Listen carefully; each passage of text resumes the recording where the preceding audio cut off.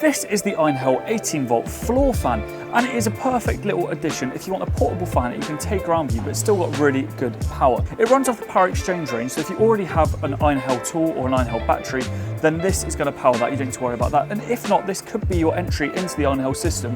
You buy this, get the battery with it, and that one battery is going to then power all of the Einhell tools that you see around me right now. But about this fan, so it's got 4 different speed modes, so depending on A, if you want to conserve your battery, or B, how much wind you actually want, you can change that. It's got 3 different oscillation modes, so that's 30 degrees, 60 degrees, and 120 degrees.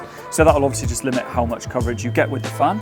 And it also has a timer on the top, so you can have it on for 1 hour, 4 hours, or 8 hours if you think that's something you're gonna need. As well as this, it's got an easily adjustable height. You simply twist it and move it up and down as you desire. And the head tilts as well, so you can just lift it up and down depending on what angle you want your head to be facing at. So if you want an 18 volt fan, this is going to be the perfect thing for you. It's portable, lightweight, and it's guaranteed to do the job. This is the Einhell 18 volt floor fan, and it's available now at its.co.uk.